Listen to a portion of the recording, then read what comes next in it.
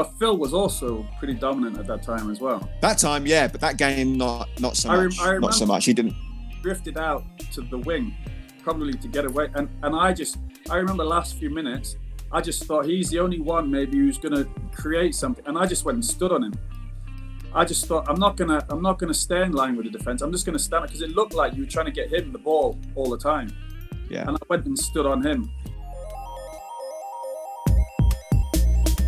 Welcome to Across the Line. Today we've got a legend of Southeast Asian football with us. He is the the record holder of appearances for the national team of Singapore.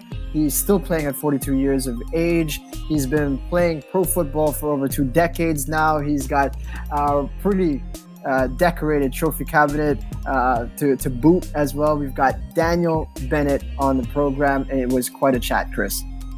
Yeah, we knew each other from our battles on the football field, but never really had an opportunity to speak to one another. So when we finally realised we had an opportunity to speak about some of those accounts on the pitch, it was really nice to sit down with him for an hour and a bit and talk about some of those really big games. I mean, they're real fond memories for me.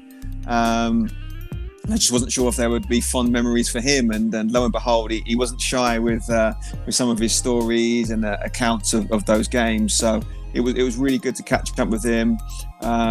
He was talking a lot about some of the similar problems that we experience here in the Philippines are actually problems that he's experiencing over there in Singapore. So it was nice to hear that we're not the only ones with difficulties at this moment in time. But no, very in-depth, detailed conversation with Daniel, and although he represented the other side, I'm sure a lot of the Philippine football fans will remember him and be really interested in hearing his story.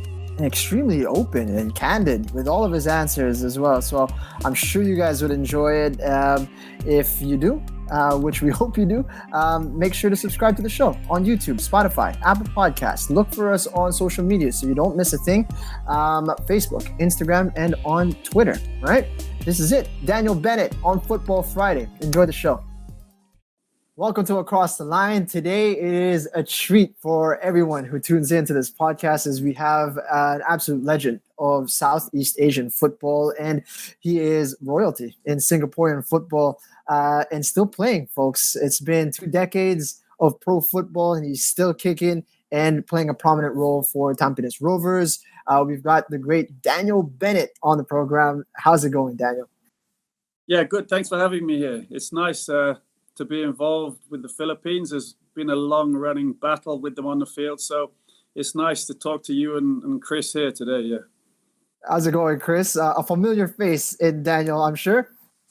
Yeah, really nice to connect with him. It's been a long time since we had our battles on the field, but I'm really excited to unpack some of his backstory, really, because I think we got personal on the field a few times, but we never got to know the full backstory of Daniel's career, which is pretty interesting. So really intrigued to unpack some of his backstory and hope the listeners will enjoy it.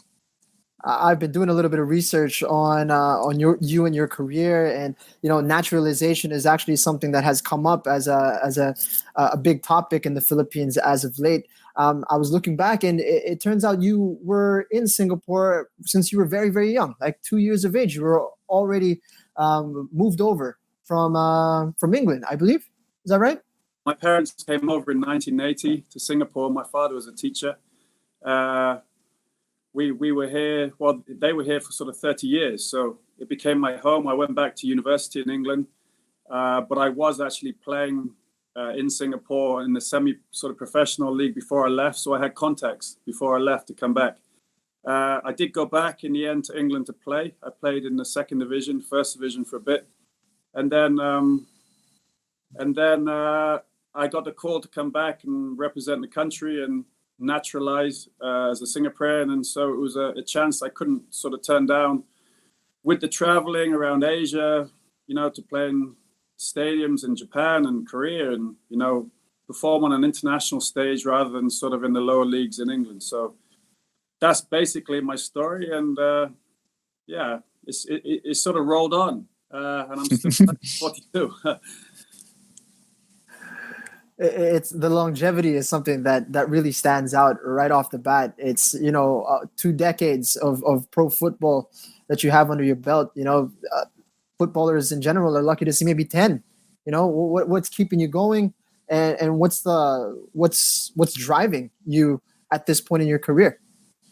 Well, somebody told me a while ago, he said, your post career is long, so just play as long as you can. So I've always had that sort of stuck in my head. But I mean, if you take care of yourself, I think it's showing that the players can play longer now. Players are generally playing to a higher average age. So I think if you look after yourself from the beginning, not just when you get older, then you've got a good chance to go on. Of course, being a defender is probably easier to continue. I'm physically a little bit bigger than the majority of the boys in Singapore, which helps. And so probably due to circumstances, but also that I've looked after myself, I think I've been able to go on a bit longer than others, yeah. I saw some remarks from Gavin Lee, the head coach, talking about the prominent role that you're playing. You're still the captain, is that right, of the Rovers? I was the captain at my previous club, but since I've come here, I think it's good in a way that others get a chance. So since I've been at Tampines, I've not been the captain. No, there's Yasir Hanapi is the captain now. It was Shadan Sulaiman. Yes. One thing that's been around a lot lately is the Last Dance. I don't know if you're following along with the Michael Jordan. I finished it last night, yeah. Right. So one of the things that stands out there in one of the episodes, like I believe it was like the 6th one, was talking about like, as much as you love the game to a certain point, you will get burnt out to a degree, and it's about trying to reinvigorate yourself and find ways to motivate yourself. What is it for you? Is it still winning trophies? Is it, just extending your career for as long as possible? Or is there something else that drives you on? Yeah, I just love to play really, but it's a lifestyle as well. I mean, I can't imagine sitting in an office from 9 till 5 every day. So that spurs you on as well. I mean, having to go into work and do normal jobs. I mean, what better than running around a football field and playing on the weekends and having that competition, walking out in front of fans every week. I mean, I know it's not going to last forever, so I'm enjoying as much as I can now. We're still playing in the AFC Cup, which is probably the highlights at the moment. I like to travel, play the teams in Asia. I think we played Ceres a few times in the past couple of seasons. It's always good to come to Philippines, but no, I just enjoy playing. So it's no secret really. I mean, it's different for different people. So Michael Jordan, he's got his own opinion. Chris, is that making you feel like wanting to come back again, or no? I always want to come back, mate. I always want to come back, but no, I think it's incredible. I looked at the statistics earlier, and I think you're in the top. Is it the top 50 most capped players of all time? I saw you're wedged between Javier Zanetti and Robbie Keane on about 146 something. Is that right? I think so. Yeah, I've had a look at that list. I'm about 30 odd. Yeah. Yeah, it's pretty. I think some Americans who have played a lot longer, about 178. There's also Spanish player, forget his name now. Yeah, but yeah, I'm about 40 or 50 off the top, which is quite a lot. But I only started my national football international career at the age of 25, about. So. Oh, really? Yeah, because I didn't take the passport until the end of 2000 or it was 2002 when I took the passport. I think it was really? 2002. So I played in that Suzuki Cup end of 2002. Right. So I was just turning 25.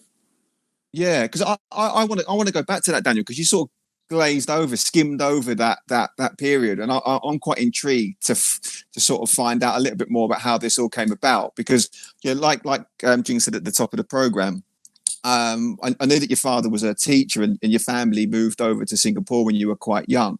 But when you were coming through the system in Singapore, were you playing in like the youth Singapore national teams? Were you part of any of the?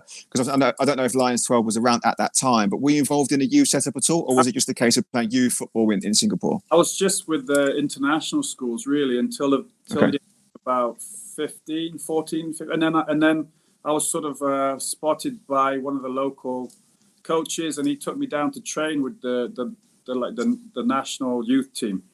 Right. How to play with them because I wasn't Singaporean. So in the end, it got to the point where there was not that much point in me training, and they took me to a club. And at the age of about 16, I joined the local club, and I was able to play in the youth age groups there. Right. And then when I was just about to turn 17, they put me in the first team because they were allowed 3 foreigners at that time, and they weren't really bringing in top foreigners from abroad. So right. I played for a year in the top league in Singapore when I was about just turning 17. Okay. But then, of course, when it went fully pro, then they're bringing in better players, and so right.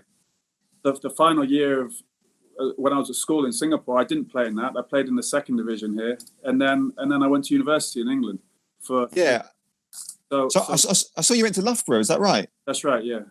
Yeah. I mean, that must have been, for those who don't know, Loughborough is a renowned and esteemed sports institution, isn't it? I mean, really revered in sort of academic circles as one of the top sporting institutes that certainly in the UK.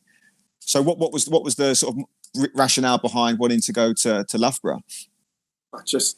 I think it's just that everybody at my school was going to university. So really, they said, "What do you want to study?" And I was just always in sports. So it was sports for me. Loughborough was the top university for sports. So I applied, I got in, and like you say, it is the top for sport. But in terms of football, I mean, we didn't have players who were going on to play in top leagues because unlike rugby and other sports, athletics, where they did have those top sportsmen who went on to represent England, all the footballers by that time, they're either playing in the top league or they're with the youth sides in those teams as well. So it's sort of for the dropouts. We had a lot of good dropouts from top clubs. Yeah. Like you say, we did really well in the sports side of things there, and it's a good university. But by the time I came to the end of the university, I didn't really have an idea what I wanted to do. Probably the same for many people. I wondered if I wanted to teach, and in the end, there was an offer to come back and play in a team here, and I thought, well, for 6 months, that might be a good idea before I go and get a job. Right. Did I know that I'd be sitting here 20 years later, still in the profession? So I'm still waiting to get that other job. So you came back to Singapore, and I'm guessing this is when the S League is now fully fledged. Now, is it already operational the S League we know it now? 6, yeah.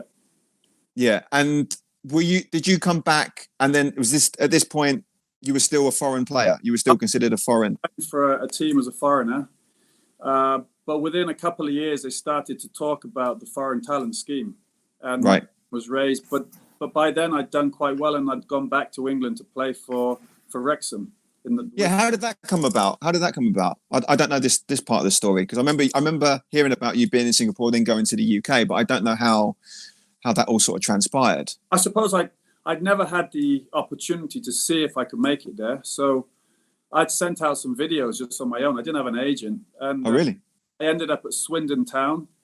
I ended up a few clubs, Rushden and Diamonds, who were a prominent team coming up the league. Yeah. What sort of year? What time is this? What period is this? 2001.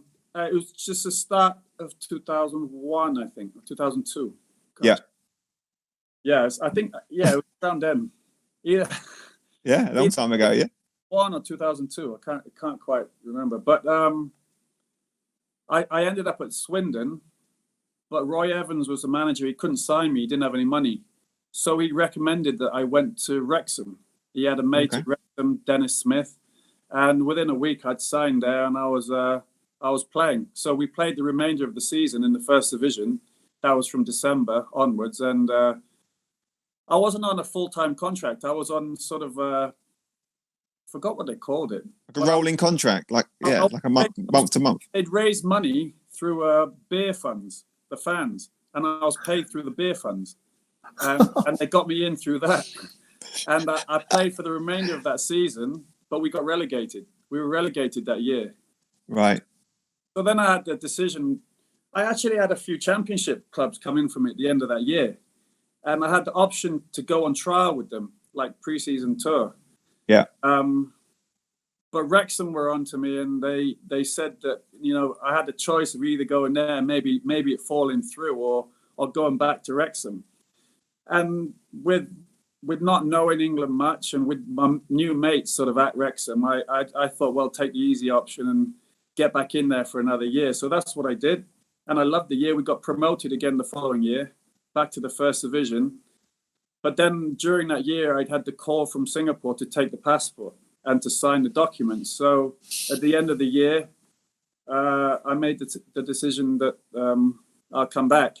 I mean, I did miss Singapore. So at a young age and being abroad, sort of in my home country, but being abroad at the same time, I thought maybe it was best that I came back and start getting involved with the national team more. Obviously, you got players like Etherington now who can't get back for the Suzuki Cup. And that was on my mind, that I wouldn't be able to travel as much with the national team if I was playing abroad. So I decided in the end that it was probably best at that time to come back. Did you ever regret that decision? Do you ever have that sort of wondering, what if I'd stayed out in the UK and really tried to push myself? But Chris, you can't have it both ways, can you? I mean, no. I mean, I think I could have played in the championship. Whether that's the case, I don't know. But I looked at that time, and I looked at statistics, and I noticed that majority of players were trickling down the league. There weren't the more and more foreigners coming in, more English players were trickling down the league, and fewer were sort of going up the other way. So I thought it might be a couple of years before I got that chance. I didn't know. Possibly I would have had another chance to go on a trial or something somewhere. But yeah, I do regret that. At the end, I do regret that.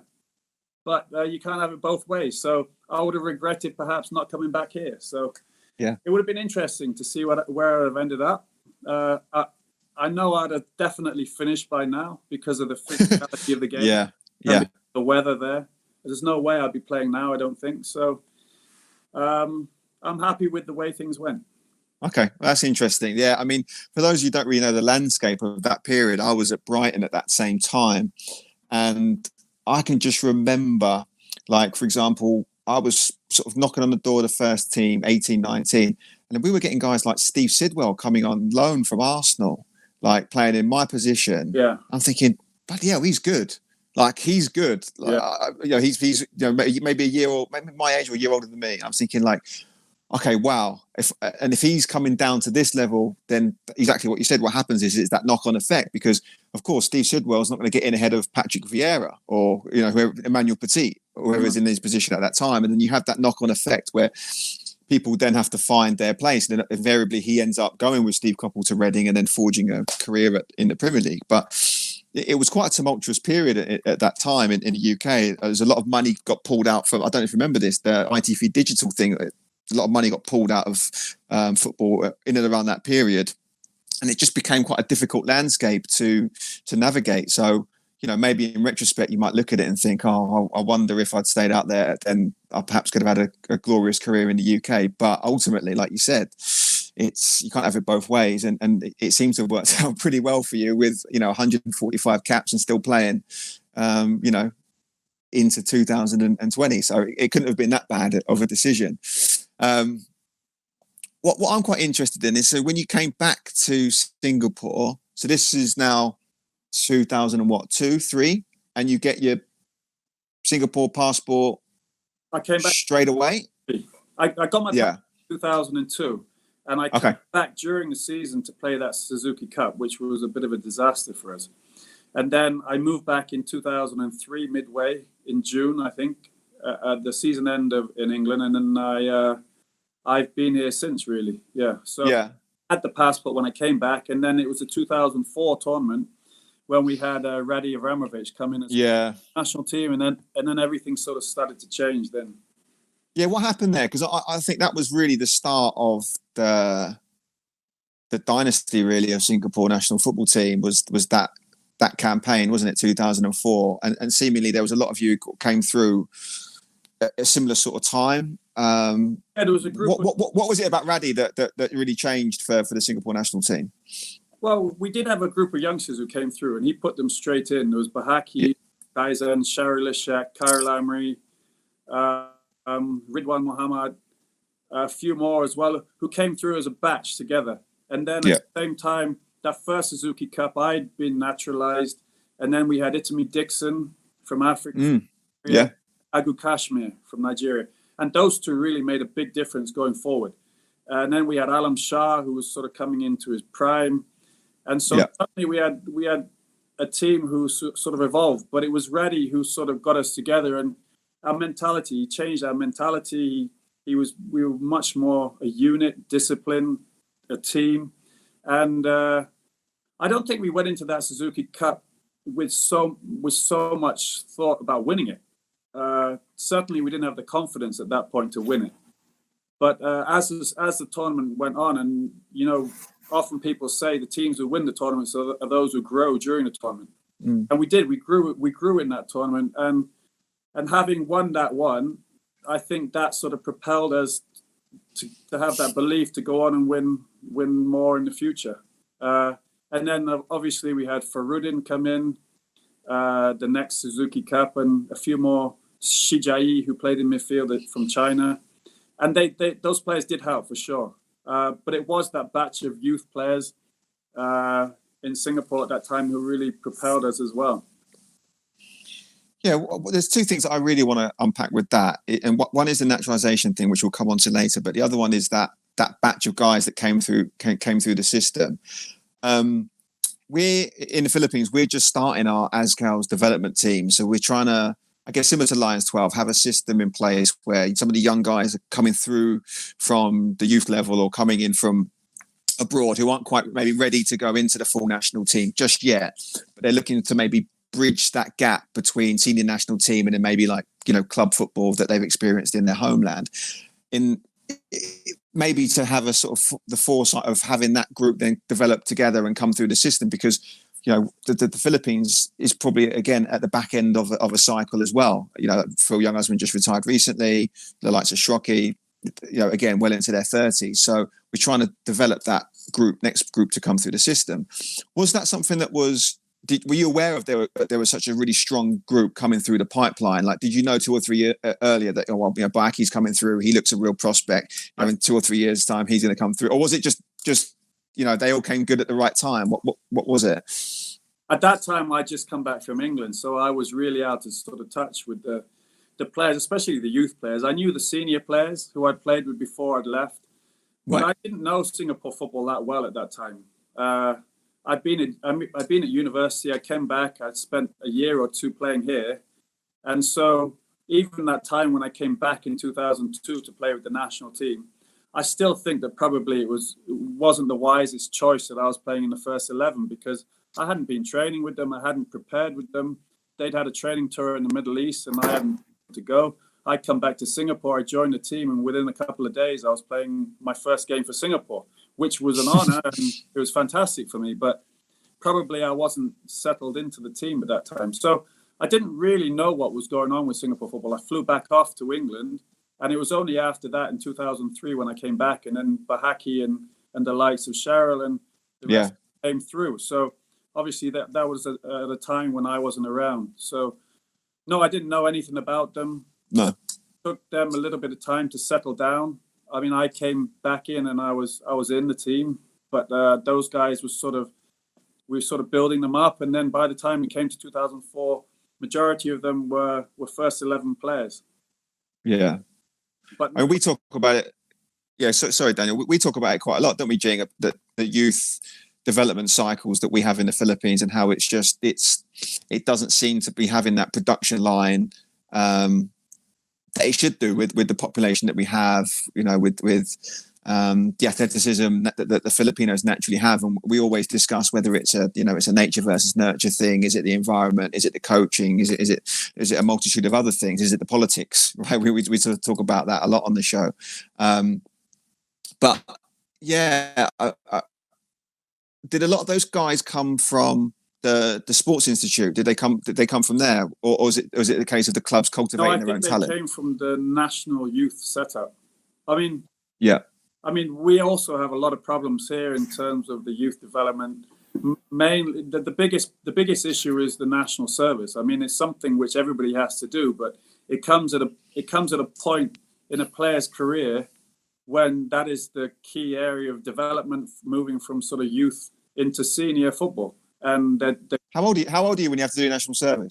You're 18 generally, 18 to sort of 21. It depends. Right. So I think you're doing it at that time, but. Right. 18 to 21, you go in the national service, and by the time you come out, that's 2.5 years of your 2 years of your career, key point of your career gone. You're in less. You're not in as good physical shape, and suddenly you find yourself sort of trying to play catch up with other players. Right. I think the one which the example that stuck out recently is the lad. He's now opted to play for Thailand. I know the guy you're talking about. Yeah, he's playing for Fulham. He's in England. Yeah, he's at Fulham. Yeah, he's at Fulham. Yeah. Sorry, I've forgotten his name again now. But did he? So he's opted to play for Thailand. Is that right? I didn't know that. He did play one game for Singapore, but I think you're allowed to play one game for another country. Change. But yeah. He's now opted because he chose not to come back and do the national service. So I presume it would be very, very difficult for him to come back now. Yeah. And, So he's opted to play for Thailand simply because he needs that time in Fulham to make it. Because if he drops out now, I mean, going back, he's not going to pick up where he left off. So that's a huge problem in Singapore with the development of players, and you do get players come through that. Then, of course, is education, which is a priority for a lot of Singaporeans, and then with less and less money in the league, people see it less as a viable career sort of option, because by the time you turn 30 or just after 30, you're looking at maybe finding another job. So once you get out of army, you're 23. So how many years do you have? How many years do you have to play? Yeah. Did you have to do did you have to do national service? I didn't. As a first generation Singaporean, I didn't have to do the army. Oh, really? But my son now will go into the national service, yes. Really? Okay, wow. And how old is your son? He's 9 now. He's just turned 9. Okay. Oh, wow. Okay. So almost there. Well, yeah. It goes halfway. fast. Yeah. Yeah. The other thing I want to touch. So sorry, Jane. The other thing I want to touch upon, which we actually dedicated an episode to this subject in the Philippines, was about naturalization. We in the Philippines have, I don't want to say a bad rap, but there's certainly been some contentious points in time with the media. With the fans and also with some of our teammates about people like myself. So we're dubbed Phil foreigners, right? So Filipinos who were born abroad, raised abroad, but came back to play for the national team. And generally it's been well received. But there have been some sections of the public that have seen it as a negative step for us. So I was just wondering, what was the general consensus with people like yourself being naturalised? Was it well received with your teammates, with the fans, and with the media, or was it something that was quite difficult to transition for you guys? I don't remember it being difficult at the time. There were a few murmurs within the team that they were not happy. Maybe the foreigners were coming in, and were we much better than them? Should we be taking their place? I think that's the main issue. If you're a foreigner in, are they better than what you have? So there were a few murmurs within the team, but I think generally it's been accepted, especially when we were winning those Suzuki Cups. But still, there's always some criticism. Nobody's ever going to be happy.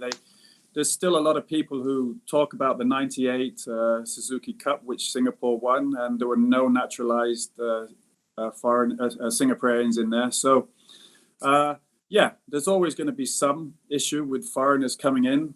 But I think generally we've had a positive influence on Singapore football. We won 3 Suzuki Cups during that period. But since then, since 2012, there's sort of been a step back to taking foreigners, and I don't think they've taken any since that. So we also found that after the 2012 Suzuki Cup that they removed a lot of us from the system, from the teams revolving around the Lions 12 and the national team. So there was a step back, definitely, and more of a influence on getting those local players to come through and perform at an international stage. I got a question about those individuals like yourself that were naturalized for Singapore. Was there any pressure or a little bit of a push towards you guys assimilating to the culture of Singapore? I mean, for you, I'm sure it wouldn't have been that much of a problem because you'd lived in Singapore for so long. But perhaps for some of your teammates that weren't so familiar with Singapore, was there sort of a push from outside to get them to assimilate to Singaporean culture? There was nothing ever really said. The only point made, I only ever remember, was that, try to sing the national anthem at least when you go on the field. Because that's important. But I think all of us did that anyway. We were all very proud to represent the country. Several of them are still here. I mean, Alexander Juric is still here, although he wasn't a naturalized citizen. He applied to he wasn't on a foreign talent scheme. Sorry, he applied to be a Singaporean himself. Mustafik Farudin is still here. Itami Dixon is still here. Precious, big centre back. Yeah, remember Precious, yeah. So I think generally those players who have taken the citizenship, they've been willing to stay and make this their home, which is an important thing, and obviously that showed when they performed for Singapore, which is what Singaporeans would have wanted to see, that they played with their heart. It's quite interesting that you mentioned after 2012, it seems to be a step in trying to weed out the scheme of having naturalized players be involved in the national team. And I think Singapore is a country that the Philippines looks to a lot in terms of having the Lions, having the young Lions and finding ways to incorporate young talent into the league. Whereas I look at that and see that, I was fortunate enough to commentate a lot of the games for the Southeast Asian Games, and Singapore didn't particularly perform well in the last edition of that. In fact, the performances weren't that great. So my question is, do you think that these efforts that they've placed into trying to cultivate this young talent has backfired a little bit, or it's not having the desired effect that they were hoping for? Well, it's definitely not had the desired effect, because Singapore football has not been doing well for a while now, like I'm sure you know. I'm not sure if it was the FAS, the Football Association of Singapore's decision to remove the foreigners as much, but I think maybe it was a government stance that they didn't want foreign talent players coming through anymore. I'm not sure, but whatever it is, Singapore football has not moved forward in the way they probably wanted it to, and it's a chicken and egg story that there's no more money in Singapore football, and that's an issue, and fewer players are coming through because of that probably now. And there's some interesting rules as well in the Singaporean Premier League regarding young talent, right? You're required to play an under 23 player in the starting 11. Is that right? Okay, the rules in the Singapore League are now that you have to start 3 under 23 players. Wow. 3. So at half time, those 3 players can be substituted, but they have to play at least a half. If they come off before half time, you have to replace them with another under 23 player. But what it means is you can't just have 3 under 23 players in your team and expect they'll play the whole season. So we've sort of got a split of half now. We've got half young boys and who would have normally been in the reserve team, and then 10 or 11 players who are senior players. And it's not having the desired effects at the moment, because what's happening is when those boys turn 24, they don't have clubs, but they've been playing football in the first team up until they're 24. So it just shows that they're not developing the way they should do. And so it's probably not the right way forward. And the other thing, it also is detrimental to our our progress in AFC competitions and in Champions League as well if we get there, because we don't have the depth in the squads to compete. We've also only had, up until this year, 2 foreigners allowed to play in the team, three foreigners. And now they've added a 4th, but the 4th has to be below 21 years of age. So when we've been playing these AFC competitions, we're fairly handicapped, and I think that's shown in recent years. We've struggled against teams like Ceres, we've struggled against JDT, but obviously JDT have really taken off. But it's become harder and harder for Singapore as a national team, but also those teams in the AFC, because we're not developing and we're not bringing players through with better senior players. A lot of senior players are losing their jobs.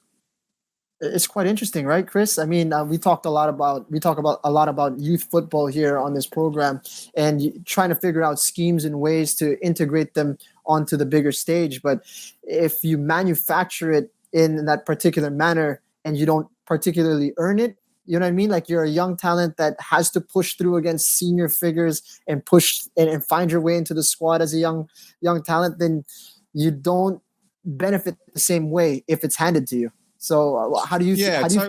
Totally. Like, I had no idea that those rules were in place. I didn't realize that there was that those measures were taken to try to enhance the development of young players in Singapore. But seemingly, there's not much of a meritocracy there.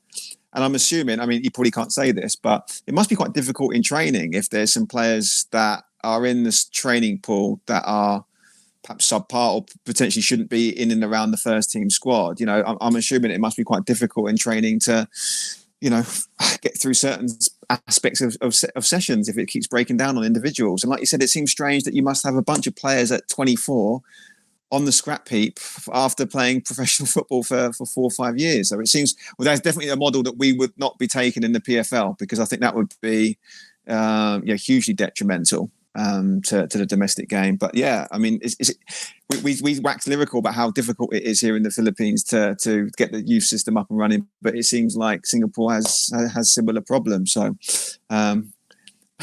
maybe we shouldn't be so overly critical. We have more problems. You're doing all right there, mate. You know what? Going on with the naturalization thing, what I think is really interesting with what you said there, Daniel, is, and which I think is key, is, like you said, you were there from when you were a young age.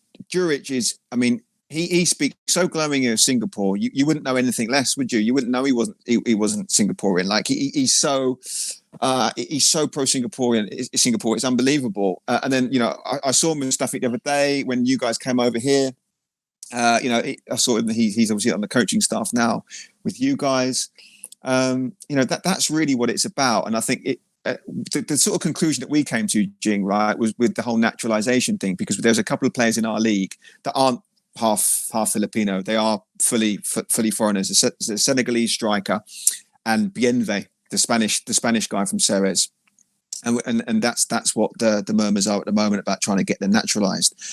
But you know, Mendy's married to a Filipina, and he's got a kid here, born and raised in the Philippines. You know, he'll probably live in the Philippines after his career is done. Bienve seems really, really happy living here. He's lived here for a number of years, and I could see him probably living here post football career. I think that really is the key. I think if you're going to be naturalizing people who are going to come in, you know, play the games, go back to their home country when they're finished, and not really provide that benefit to the nation as a whole, other than just their footballing skills, then I think that's where you're going to encounter some problems, because I don't think then people's hearts are in the right place, or the motivations are missing. I think this is why FIFA brought it in, that you have to play in the local league in the country for 5 years before you can register the team. So obviously that's a big criteria that puts a lot of players off, because if you're young and you're really good, you might want a chance to go somewhere else. And if you're not that good, then you probably won't last 5 years here. So it's a difficult one. There was a lot of influence from other players who had been there 5 years in Singapore, and we were all playing. So there was probably that sort of drive to follow through with the 5 years and get to play. We had Hugh Lee, who came through later on. He played a game or two. They came up with the rule, FIFA, and he wasn't allowed to play for 2 years. But he stuck it out here, and then he eventually did play.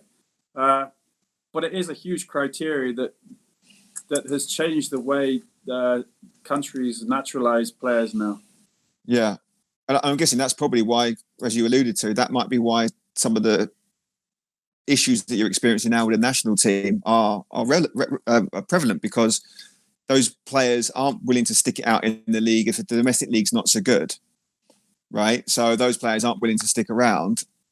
And if they're not willing to stick around for that period, then obviously they're not going to break into the national team, which leaves you with that gap, with that void of quality, which is probably why you've seen the subpar performances in recent years. Yeah, we also have a problem here that we only have 6 professional sort of teams within the league. We have a Young Lions team who are in the league. We have a team from Japan, and we have a team from Brunei. It's pretty much their national team with 3 foreigners in there, 3 or 4 foreigners. So I mean, we only have 6 local teams in the league, and within those 6 teams, you have 3 starting under 23 players. So how many players does that leave for the national coach to choose from? He's very limited in terms of his choice. So every single player pretty much gets a chance to go training with the national team now, which should never be the case. No. Like you said before, you said those under 23 players, they have it too easy. They don't know what it is to fight for their place. In the past, or normally, it should be that those players are fighting with senior players to get their positions, to take over from them, but they don't have that competition now. So the only way for our league, I think, is to have more teams in the league. 6 is just too few. Have more teams in the league, and then naturally you have more senior players staying, and those players who are good enough, those young players, they'll get in as they should, and not because it's a criteria that they play. Yeah, really interesting, Jing. Yeah, and you know, when you mentioned the SPL, you know, it's like a league that for many years the Philippines looked towards as a shining light, as a beacon, as something that we would finally, you know, hopefully down the road we'll be able to invite teams to come and play in our Singapore Cup, and you know what I mean? It was sort of like a pipe dream for us because we were so new to having a domestic league. And I remember you talking a little bit about some of the wars that you guys had in the S League with members of the national team as well, that you guys had. Like you were talking about that the competition was so fierce in the S League that it helped make you guys a stronger national team down the road. What has changed from the S League of those days to now, and what has been the reason for that transition? Yeah, you're right. I don't know who's told you that, but definitely the competition in years gone by, sort of 2007, 8, it was really competitive, and we found it hard sometimes to go into the national team and sort of see each other's faces, and it's tough. I mean, I think that's the same in any top league around the world, that when you go and train, because of the competition within the league, there's difficulties in the national team. We had to put those aside when we played in the national team, and we did that. But now, because there are so few teams, and because it's sort of a mix of the youngsters, you don't have that same competitive feel, really.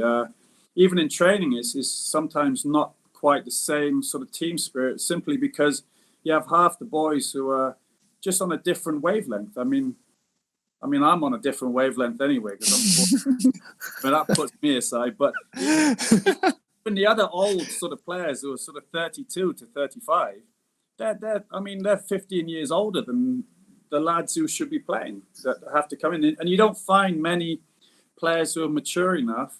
I mean, you get the odd one who are mature enough to come in and have conversations and talk to the senior players and really feel that they're there to play. You sort of get the sense that they're just happy to be there. But when you're playing professional football, that can't be the case. There's got to be more to it than that. You can't just be happy to be on the team. You need to be pushing for that place and showing that you deserve to be on that team. And at the moment, they don't have to do that. So that translates into the national team in the end. And unfortunately, our national team has sort of got it into their heads, I think, that it's okay to lose. And until you sort of change that mentality, until you go into tournaments thinking, okay, we need to win. And this is what happened to us in 2004, and we actually won. And then you start to believe. And until you do that, it's sort of a downward spiral. And it's too often the case now. We go into tournaments, and the public, the players, the coaches, the fans, I think everybody just thinks, well, we're going to lose, so why watch it anyway?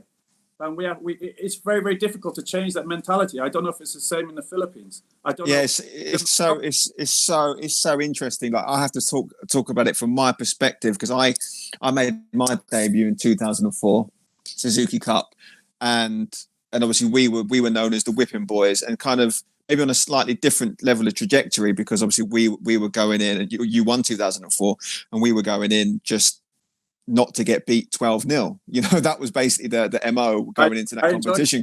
They were fun. You know, so we were there almost. Can we just try to not get whacked today? You know, that would be pretty much it. But then as we sort of steadily went through, you know, so 2000 and you know, obviously we qualified in what was AFF Championships, wasn't it? In wow, Jing, you have to help me with my memory here.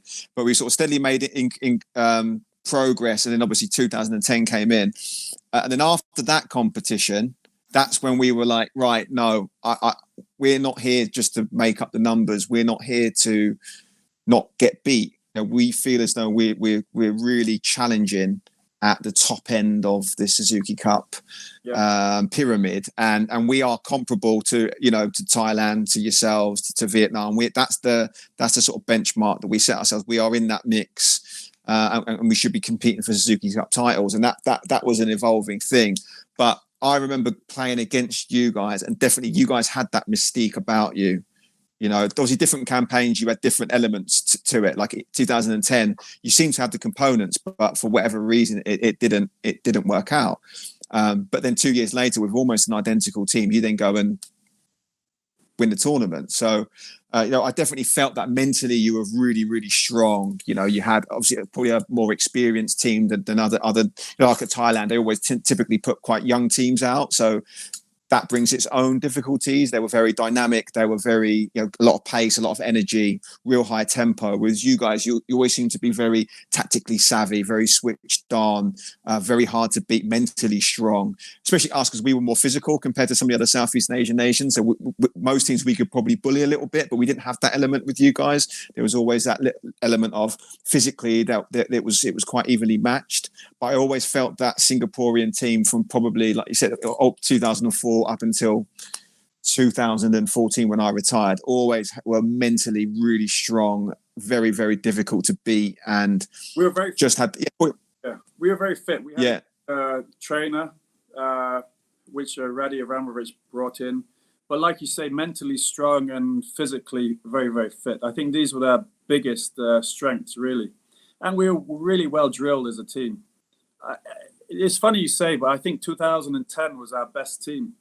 And Radi often said that was probably the most disappointing tournament.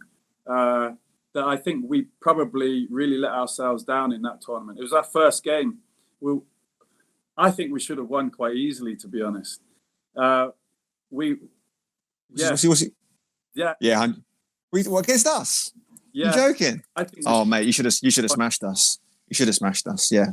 I think in the first half, there were several chances where we should have scored. And right at the end, I'll never forget this. Right at the end, I got injured. I don't know if you know, but I've spoken about this many a time. You and I are probably the only two people who can recall this. So I'm gonna let you tell the story. I don't know if it was you. I got injured. It wasn't me. But I got injured, and I should have stayed down, and I should have gone off. I could have just wasted that time. But I'm not that kind of player. So I've got up, and I couldn't walk.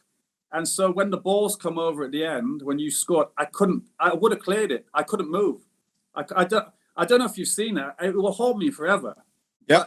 We would have won that game. I'm convinced 100% we'd have won that game because I couldn't do anything. And then I didn't play after that. I was on crutches. I couldn't walk. I shouldn't have stayed on, and it would have been over. But I mean, you still went on after that game. I guess it gave you the confidence. You went on and had an incredible result against Vietnam. Honestly, in my career, I've never beaten Vietnam. Oh, really? So that's two things I've got on you in that competition then, because I mean it's funny. I remember I talked to everyone about that that exact moment. So you're not the only one. Anton Del Rosario was the one that crippled you, and when he came on the podcast, I said, oh, kicked me. I don't know if he kicked me. I think I sort of did it to myself. I can't remember. no, I think he was in. It was whatever happened. He was in and around when you got injured. He was in and around when you got crocked, and we mentioned it in the podcast. And I said, you guys don't remember, but Daniel Bennett clears that 99 times out of 100. He said, but he didn't. I said, he was injured. I said, do you remember he was injured? And he was like, yeah. And if you actually watch the video back, like, you're so stiff. Yeah. And then normally you would just step across and clear that. Yeah. I somehow managed to get in between you and... Oh, you scored? I can't remember the centre back. Oh, you scored, did you? Yeah, and I scored it. And I have to recall that, yeah. So I scored. And then, I remember, even as I was... why has he not tackled me there? It was definitely that sort of element to it. And then when I go back and think about the game, I always remember that you got injured and that you normally clear that one. But it's interesting that you think that was the best team, because I remember going into that competition. I mean, it was the group of death. I mean, we had absolutely no right getting out of that group, because, like you said, you guys were extremely strong. I mean, you had Jurich at the height of his powers. You had a good mix of really young, talented players emerging as well. I just thought, wow, if we can get a low scoring defeat here, that would be something. That would be something for us to build on from. The only negative thing I'd say about that team is we had a group of players who at that time had gone over to Indonesia, and there was sort of 4, 5, 6 players who were playing in Indonesia, and they come back, and there was a slightly different feel about things. That I guess they hadn't been involved in the league and this and that, but I just felt like they may disagree with this, but I felt that the dynamics changed a little bit with them playing in a different country and having seen different things. Perhaps some of them thought that they were better players having played abroad, and maybe the team spirit was not as it was in previous years. It's so ironic you bring that up. Sorry to cut you off, but that was the only thing that I could pin on it with you guys.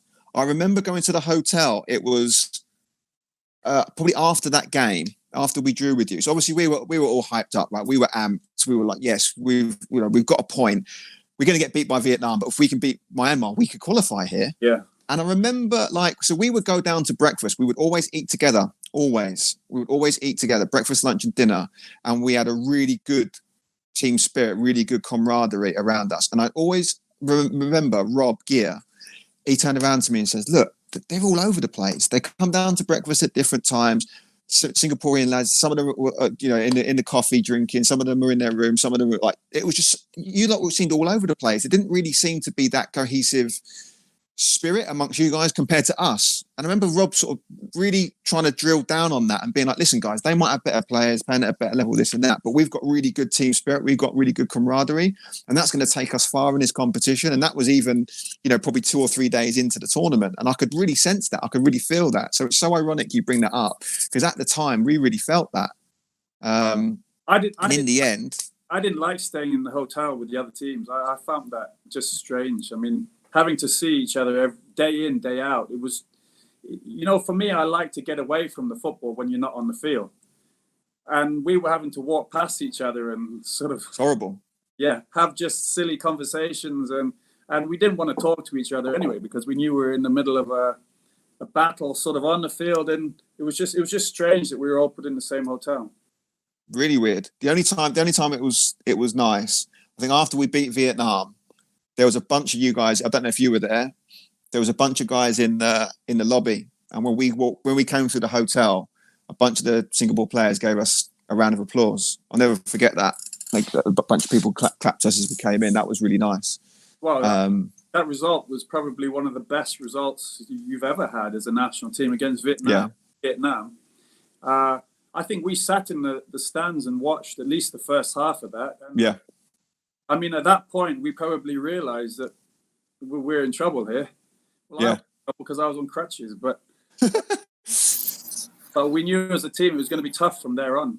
Yeah. Yeah. Yeah. So obviously we qualified that competition. You guys went out You guys went out in the group stage. But then 2 years later, you came back with, I mean, pretty much the same team. There wasn't really that many additions, was it? I can't really think of that many. And you go on and win the tournament. Like, what was the difference between that group and the group from 2 years previous?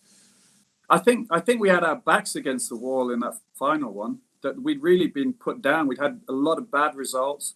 Raddy was on the verge of leaving.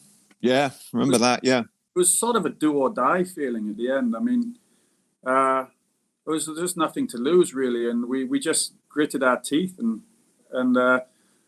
I think we got off to a really good start, which helped. We beat Malaysia 3-0 in Malaysia. Then we got through the group as winners, I think, and then I think we played you just before the tournament in a pre-game friendly, and you beaten us 1-0. But I think we knew. I mean, it was a difficult field to play on in the Philippines. Yeah. Do you remember the game? I remember the game. It is in. Where is it? It's in Cebu. Cebu, yeah. We went to Cebu. We were staying in the same hotel as you there. Again, yeah. The Azkals, yeah. We were. Yeah. Because I mean, you were like superstars there. It was. Yeah. I mean, we couldn't believe it. Nobody cares about us like they cared about you there. So we lost that game 1-0, but I think we came out of that thinking, well, we know it's going to be hard against you, but we can beat you. Yeah, I would say I remember that game. I'd been playing in America at the time, and I came back, and Weiss had chucked me in, and I probably wasn't ready. I hadn't really been playing that much, and then he took me off, subbed me at half time. You guys were dominating. I had a bad game. Harris dominated me. It was the first time I really played against him where I felt he's a player. He's really, really good. And we ended up. I think he had Phil and James on the bench for some reason. I think they had some sort of issue. They brought him on at half time, and we scored straight after half time. And then I forget who missed the penalty, but you missed the penalty. Probably Amri missed the penalty, maybe. Probably was Amri, right? Missed the penalty. He was probably normally pretty steady from the spot. And again, we sort of came out of that with a 1-0 win. But I was like, they're strong, they're decent. I think they're going to be all right. You know, we got away with that one. We had a few of those types of games. But I didn't see you being the champions. I didn't think you'd end up going on to win that competition. I think the hardest thing in the Suzuki Cup is getting out the group. I mean, once we've got out the group, on every occasion I've got out the group, I think I've won it all but one time. So as soon as is that right? Yeah. As soon as you get out the group, I mean, then it's just those individual games, home and away. I mean, games. But sometimes getting out that group, if you draw a game, you can be out. I mean, it depends on other results as well. So you're not just depending on yourselves, really. Once we came up against you again, I think that game prior probably helped. That it really stuck in that we could lose to you, but if we grit our teeth, and we knew you were a physical team, but you probably missed that creativity in the final third, and. I mean, it was such a close game because in Philippines we did have a chance, I think, to win it.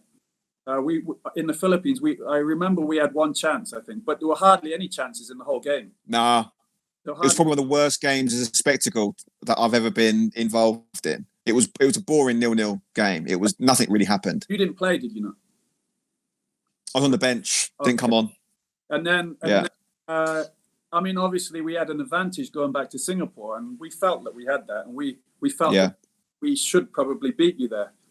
But even then, it was hard. I mean, Amri got the goal off a quick taking the free kick, I think. Yeah. Which probably you weren't happy. You were spot on. One of the things that you were talking about at the beginning of the conversation was that Neil was not available for Suzuki Cup at that point. He wasn't being released by his club for obviously these tournaments are like 6 weeks, 8 weeks long. So he wasn't being released by the club. So we went with Ed Sarcapagno, a local goalkeeper, very adept goalkeeper, but it's a difference between him and Neil Etheridge. Do you know what I mean? Yeah. And I remember he was lining up the wall or something like that, and then Amri's just bent one in, and he's caught him off guard. I don't think he's bent it really. I think he's just taken it so quickly that there was no time to react, really. Is that what? Yeah. So that was Yeah, 1-0. And I thought you were good value for it. I don't know. You were spot on again. With lack creativity, I don't think we really opened you up. I remember Bayaki being all over Phil. I don't think Phil touched the ball. He literally, Bayaki's just anything near him, bang, straight through the back of him. I would say that was probably when he was at his peak. He was so dominant. He was so dominant at that time. For Phil or Bayaki? Bayaki. But Phil was also pretty dominant at that time as well. That time, yeah, but that game, not so much. Not so much. He didn't. Drifted out to the wing, probably to get away. And I remember the last few minutes, I just thought he's the only one maybe who's going to create something. And I just went and stood on him. I just thought, I'm not gonna stay in line with the defense. I'm just going to stand, because it looked like you were trying to get him the ball all the time. Yeah. And I went and stood on him to make sure he didn't create anything. But yeah, it was such a tight game. And I mean, like you said, Thailand played a very, very different kind of game. It was much more open. But they were easier to bully, like you say. As in you, we did bully teams more, and I think that's what they could never get to grips about with us. Yeah, I think that was, of all the campaigns that we had, 2010 was like a Cinderella story for us, but 2012, I think that was one that I felt whoever won out of us two, I felt was going to win that competition, and I felt we missed an opportunity. And I know since we've been to semi-finals, and if I'm being honest, I even in recent years, I don't think there's been that belief that we could potentially go through. I mean, even in the Vietnam recently, I think there was belief that we could go through, but they were a very strong team, also in different set of circumstances, because I was on the coaching staff. But that was the one where I think we were closest to winning. And had we beaten you on that occasion, then I think we would have gone on to win it. But fair play to you guys. Have you beaten Thailand? No. No, right? I can't think of a time. No, I don't think so. Best result was a draw, I believe.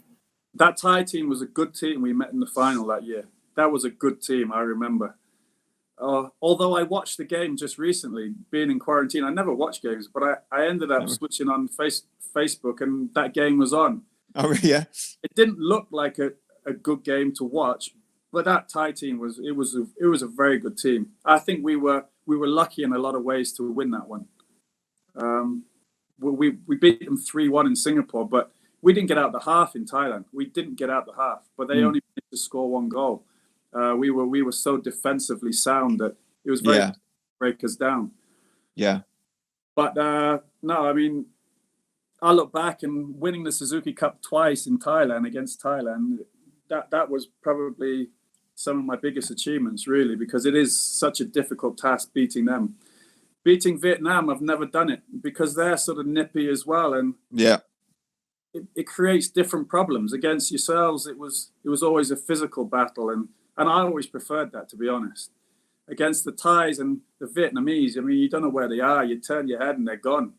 Yeah, balls flying past you, and they're so nippy and quick. So it's a completely different game. You mentioned something earlier that was kind of interesting. You said, you were quite surprised about the stardom level that the players had in the Philippines, obviously after the Cinderella story of 2010, and that you guys don't have the same thing going on for you guys in Singapore. I mean, you guys have won so many Suzuki Cups. It's kind of interesting to me that it isn't the case. Why do you think that didn't translate into a huge fan base for you guys and the national team? I can't tell you exactly why. I mean, it was the end of Radhi. Radhi left after that tournament. I think that was on the cards even before the tournament. It had already been decided. The decision after that tournament was to put a majority of the players to play in the Malaysian League in the Lions 12. So we had the team who went to Malaysia and played, but all the foreign talent players were left out of that team, which was clearly a decision made from the top, which wasn't well received from a lot of us, really. But those players went and played in the Malaysian League, and that did take off. I mean, what it meant was the Singapore League totally had no appeal to anybody. I mean, everybody was watching the Lions 12 in Malaysia. It brought back those years of Singapore playing in the Malaysia Cup. And from 94, 95, that's what people like to talk about here. That's the glory times that they had, Fandi Ahmad and Malik Awab, which was a great team. And they did fantastic things in the Malaysian Cup. But to bring it back at that time, I don't know if it was the right thing. It took all the attention away from the league. And I think we've never really got back to where we were since. I mean, after a couple of years in the Malaysia Super League, Singapore, the Lions 12, they did win the tournament. I think they won a cup in there as well. I don't think it was a Malaysian Cup. It was sort of the League Cup that they won. And then the year after, I think they got kicked out. I didn't follow it that closely because obviously I was still playing in the local league. And those players all filtered back into clubs with sort of star sort of status. And they were no better than those players who were playing in the league. And what happened was a lot of players within the league lost their jobs at that time simply because players were coming back from another team. And a lot of people were very disappointed with the way things were carried out, the way the FAS implemented these decisions. A lot of people lost jobs and those players didn't really propel the league forward. In fact, coming out of the league was very detrimental to our local league. So I think this, looking back, is probably the trigger point that everything sort of started going downhill. And it's a very difficult tide to turn once it starts going. But I'll be honest, I mean, from us looking over to Philippines, we see that things are going very well there, that there is development, that the national team is doing well in Asia. I mean, you qualified for the Asian Cup. I mean, we never did that. So we're looking abroad and saying, well, everybody's moved forward. Philippines has gone forward. Thailand, obviously. Vietnam and Thailand probably the strongest at the moment, which they always mostly have been. But we have teams like Myanmar who they're ahead of us now, and then we have other teams like Laos and even Cambodia who we struggle to beat at the youth level and sometimes with the national team as well. So looking over to Philippines, I mean, you telling me that there's problems there, but the grass is always greener on the other side. Yeah, maybe we shouldn't complain so much, Jing, should we? Maybe we should be thankful for some of the things we have got. Yeah. Things, yeah. You have a lot of good things going. And I'm sure there can be a lot of improvements, but there are a lot of things that can be improved. Whereas in Singapore, we're finding it difficult to make improvements because of systems. And I mean, we don't have a population like yours either. We have a 70% Chinese population, and how many Chinese do we have in the national team? It'd be great if we had a larger proportion of those people playing football at an older age. We find that generally the Chinese, unfortunately, they drop out to study, to be involved in other things, to get a job, and it'd be great if we had more Chinese playing in the Singapore national team. Oh, interesting. Yeah, 75%, of the population is Chinese. About 70%. That's what I heard. So, I mean, sure. Listening to that and I'm wrong, then I'm sorry. But it is something like that. Yeah, a large proportion of the population. So we don't have nearly as many people to choose from. As I know basketball is big in Philippines, but I'm sure there's huge potential there to get people involved in football. It seems as if the SPL is going through, at least in terms of media and accessibility, is going through a sort of a reboot. And now, actually, I'm getting an opportunity to watch it from a distance, whereas before it would be very hard to follow along. I was actually watching some of the first few games, but unfortunately, this entire pandemic thing happened, and I've lost out on the opportunity to keep abreast with how things are going with Tampines Rovers. I mean, it's been a good start to the season for you guys. And obviously Kaya being grouped with you guys in the AFC Cup, it was something that I was really looking forward to watching. Has there been a change? Do you feel a shifting a little bit in the SPL, or is it more of the same? We grew with Kaya in the AFC. Yeah. You missed the first game though. You guys traveled over, but you weren't there. Yeah. Sorry. Yeah. I got injured in the first game against Bali. That's right. So I didn't travel. So I played the last 3 games. But I think that there's a possibility of that league being sort of. I think they'll take it as it is, and those who have qualified will qualify now. That's what I've heard. Really? Oh, interesting. Well, that's what I've heard. I can't be sure again. Right. But there's a possibility that the group might end now because there's no time to follow through with those games before the semi-final and final of this region. So, yeah. And what's the standings at the moment, Jing? Tampines on top. We're on top. Kaya right. second. Same on points with Kaya, right? No, we got 7 points. They've got 7. Yeah, is that right? Yeah, I believe so. You guys beat the PS Makassar. PSM Makassar. Yeah. And Bali. No, not Bali. We were playing Bali in the Champions League qualifier. Oh, Yeah, okay. yeah. Sorry. Yeah. Sorry. Yeah. Yeah, they played PSM and Lao. It's not Lao. No, sorry, The Myanmar team, Shan United. Shan. Yeah, we beat. There we go. There it is. Yeah. So they're on 7. What's Kaya on now again? So they beat 5. 5. Yeah, 5. 2 draws, 1 with Tampines and 1 with PSM away, and then 1 win against Shan away. Yeah. Okay. All right. It's a shame for us because we had 2 home games still to play. So. Yeah. I mean, the time's running out, really, isn't it? Yeah, that's for sure. But do you feel as if there's things changing in the domestic league for you guys? Is it on the up for you? Well, I don't think the league is on the up, but in the last couple of years, we've had Gavin Lee come in as a coach. Yeah. And I say that it's probably the best football I've played in my career. Not me personally, the team. I mean, the team, obviously the style of football in world football has changed. I mean, people are more willing to play out from the back now. It's more of a passing game. But I'm enjoying it. I'm enjoying this part of my career more than anything, simply because of the way we're playing. I'm playing for the top team in Singapore. We beat Lion City Sailors 4-0 the other day. They're the team who have all the money at the moment. We beat them 4-0 just before we broke up, and we completely played them off the park.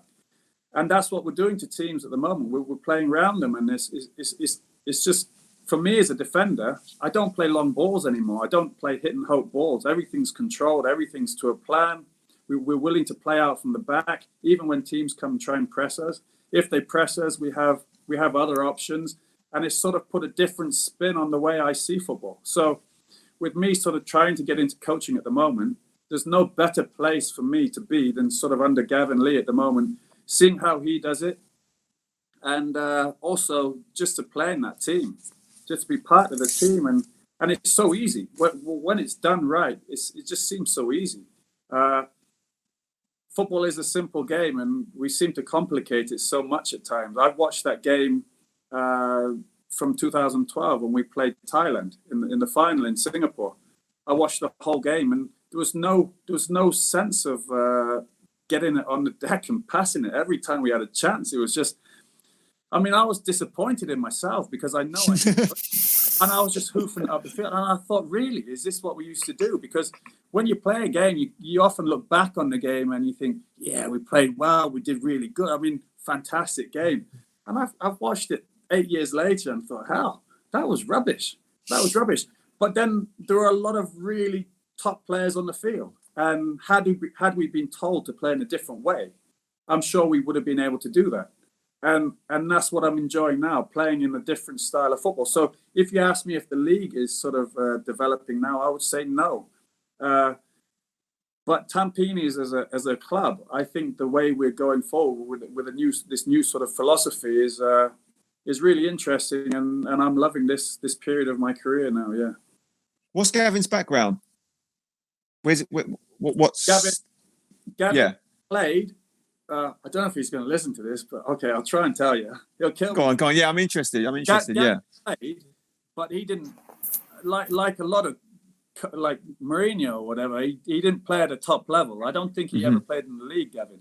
And so he's had a lot of time to sort of hone his coaching skills. I think his father is still a coach. He's always been a coach, and he's probably been influenced by him. But he's worked with youth teams. He helps run the JSL Football Academy here. Yeah. Which is very. That's where I know him from. That's where I know his name from. Yeah.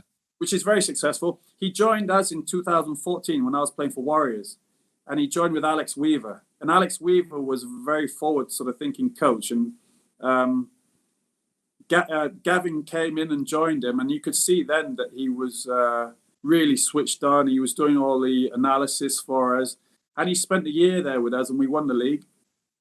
And then when Alex left, he went back to do his work with JSSL, but he spent a lot of time on coaching courses and things abroad. He's made that. He's just drilled into himself, I think, that he needs to get out of Singapore to learn. And he's always willing to learn. He's always willing to take new ideas on board. And in 2018, I think he came back as an assistant to Jürgen Raab, who was a coach of Tampines at the time. And then we didn't have a good run of results going towards the end of the season. And then the following season, they made him the head coach. And obviously, I think he was 28 or 27 or 28 at the time. He was a little bit of a gamble, you'd have to say, because of the senior players we had in the team and his age and his experience. But I mean, there couldn't be a better coach for Tampines Rovers. He's absolutely fantastic. And the only worry now is that sometime he'll leave. Hopefully I'll have retired before he leaves. So I don't have to play under another coach, because he's really done well with the team. That's brilliant. So you said there that you're looking at are you doing your coaching badges at the moment? Is that something you're looking to do down the road?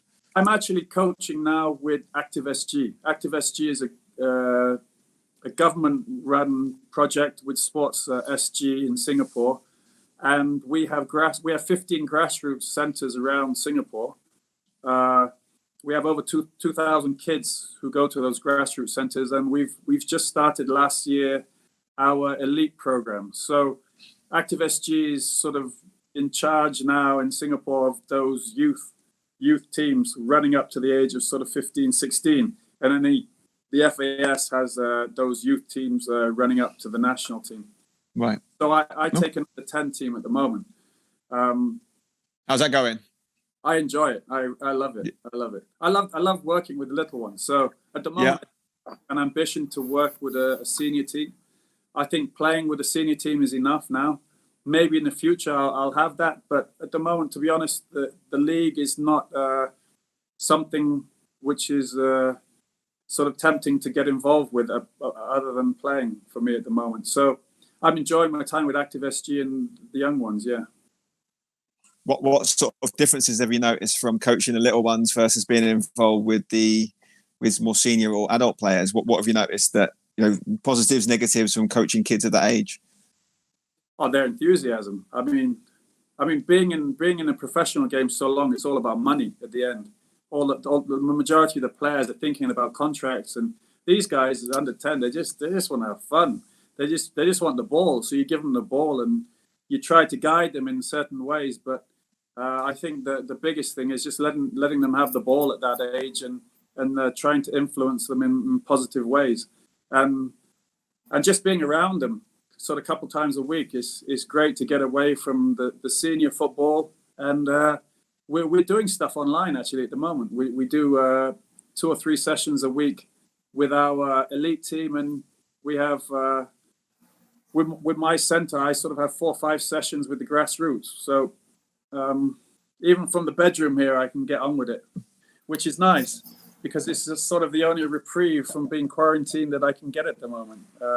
Yeah, we're the same. We're doing exactly the same with our academy here. Obviously, we were talking a little bit about our academy director here at Kaya, and we're doing the same thing. And it's it's tough when you're trying to do the kids' schoolwork, from 10 in the morning or whatever, but it's nice to get a little bit of a reprieve by talking a little bit of tactical or doing a little technical session with some of the kids. I think it's really important. And I think especially for someone like you, to give an opportunity to give back to kids, I think is massive, because, we have a lot of ex-pros who are in our academy coach, and just to see how the kids interact with those players, knowing that they either play for the first team or they play for the national team, it gives them a real buzz and a real lift. And I think if you can impart some of your knowledge with those kids, it's hopefully going to be inspiring the next generation of kids, to want to emulate, people like myself or people like you. Yeah, I suppose I'm full of enthusiasm at the moment because I don't see how the boys drop out yet. So I have a group of under 10s who I'm looking at and thinking, wow, these guys, they're good players here. But the stories I hear from experienced coaches is one by one, little by little, they sort of disappear through cracks and you lose them. So I'm hoping with this batch, at least a few of them might make it, because they're so exciting to work with. And you just think if they really put the work in, there's just no way that they can't make it. I mean, they're fantastic little players. I mean, but yeah, we have issues here with national service and things, and education. And education is something they should do, but they should be able to do it. I mean, I went to university and still managed to play. So it's something that I think should go hand in hand. But I'm just hoping that those lads who are so eager to impress at the moment are eager to impress when they're 18, 19, 20. Do you think down the road, though, you would like to get in at the senior level? Do you think you would like to coach at the men's level? Well, not yet. Not yet. I would like to see how Singapore football goes as well. So for the minute, I'm happy doing the youth football as well. Things changed quickly. I mean, we saw how the Thai football took off sort of 10 years ago. Before that, all the Thai boys were playing in our league. 2007, 2008, they were playing in our league. And so I'd like to see things happen here as well. Obviously, we have the infrastructure that we could go forward and things could take off very quickly. Somebody has just taken over one of the clubs here and put a lot of money in. Forest Lee, he's taken over Home United. They've turned it into Lion City Sailors. It's been rebranded. And so if that could happen with other clubs and maybe more clubs come into the league, then things could change. And I'm hoping by the time these boys I have, these under 10 boys that I have, by the time they come into their prime, then they have better options and opportunities than we perhaps have. Yeah. Might see each other on the sidelines, Chris, down the road. Yeah. Yeah, well, maybe with the men's team or maybe with one of our youth academies one day. That would be nice. No, I think we talk about it a lot from a Filipino perspective, and it's nice to hear Daniel's version from his perspective in Singapore, that it's important that we get out into the communities and try to instill some of these good habits to kids while they're still kind of malleable, and while we can still have an opportunity to work with them. Because similar to you, Daniel, here in the Philippines, academics is a real a bedrock of society. So families are really pushing the kids to make sure that they get good grades, they go to a good university, and invariably, I mean, like it should be, if there is a conflict, I understand that studies come first, but you also want to see players who really want to strive to be the best footballer they can be, and trying to find that balance is also very difficult here. So in a sense, it's quite nice to hear someone else have similar struggles to the ones that we experience here in the Philippines. But it's also nice to see when footballers are able to go back into youth football and impart their knowledge, because there definitely needs to be that, especially in this region, to try to cultivate and develop the next generation of footballers. I think that's really important, Jing. Yeah, 100%. And being such a big factor in how things have transpired over in Singapore in terms of the football over there, and being a part of the history and all the triumphs that you guys have enjoyed over the last few decades. It'd be interesting to see how you'll be playing a role as well in shaping the next generation and how things transpire in the next 10 years for Singapore. Definitely everybody here in the Philippines keeping a close eye on how things are going in the SPL. And obviously we're very much involved in the AFC Cup against the likes of Home United, and which are now the Lion City Sailors. And Tampines Rovers as well. So it's the histories and the trajectories of Philippine and Singaporean football are intertwined, and it's going to be interesting to see how things transpire over the next few years. Hopefully, if sometime we get out of this pandemic at some point, right, we'll get back to playing football and getting back to regular programming. But yeah, it's been fantastic to talk to you, Daniel, and to reminisce on some of the experiences that we've sort of seen from the opposite end of the spectrum, and to talk about your journey, which is spectacular. I'm sure a lot of footballers out there who are aspiring professionals who want to make it big in the game are hoping to get maybe just half of your career, but to see you and continue to thrive in the Singaporean game, I'm sure it's a huge inspiration for a lot of people who are involved in the professional game right now.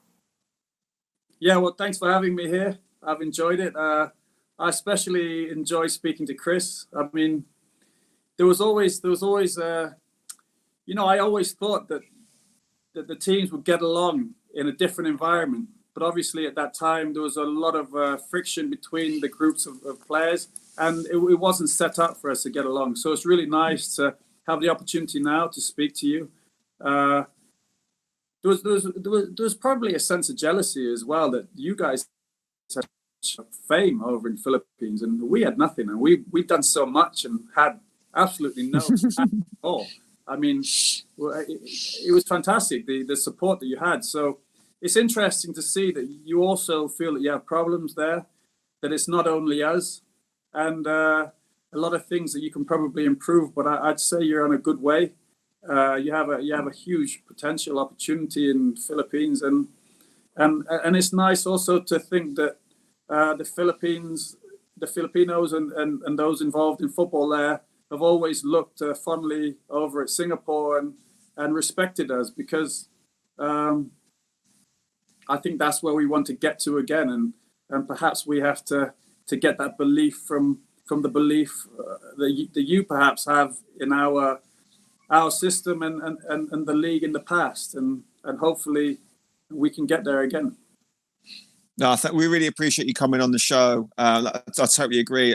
There was never really, a time and a place for people like yourselves to get along with us, because it was always in that pressure cooker environment of tournament football. Invariably, we all just want to win.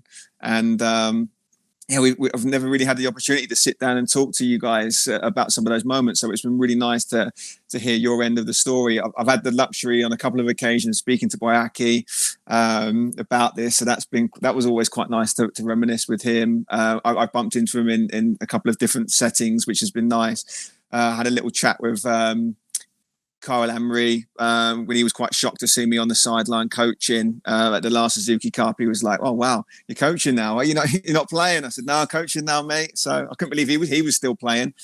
But I totally agree. There was definitely, from our end anyway, a real mutual respect, and to be honest, a lot of admiration for your team. I think you had a lot of similar components to what we had, but just seemingly at a more mature level than we had, and that invariably propelled you to reach the heights that unfortunately we never got to. So if the jealousy was there from your end with the adulation, it was definitely replicated from our end with the trophy count and the medal haul that you received. So we might. I'd certainly prefer to be in your shoes in that regard. I'd much prefer to have a little less fame and a few more medals in my trophy cabinet. But such is life. Maybe I'll get my opportunity on the coaching end down the stretch. But no, just thanks so much for coming on. You were part of a really, really special team that was really revered here in the Philippines, and maybe you're not too aware of it because we hadn't had these conversations before and the media doesn't really hype it up, but you had a really special group, and all of our players from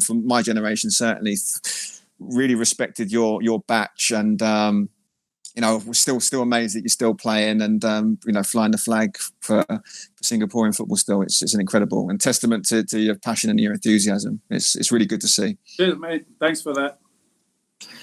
Can we find you anywhere? Twitter, Instagram, Facebook? Where should people go if they want to follow along to the Daniel Bennett journey? Well, I just use the Facebook, to be honest. Madhu, the fellow in my team, he set me up with Instagram, but I don't really. They're having a laugh at me, but I'm on Facebook. All right, look him up, guys. Okay, look me up on Facebook. Yeah. Thank you so much, Daniel, for the time, and we wish you much more success. Hopefully, a few more trophies in the cabinet before you're finished, huh? Talk to you All right. soon. Thanks. All right, guys, if you enjoyed this chat, please do subscribe on YouTube, Spotify, and on Apple Podcasts. Look for us. It's Across the Line, and we're available on Facebook, Twitter, and on Instagram. That was Daniel Bennett, folks, and that's it. We hope you enjoyed your Football Friday.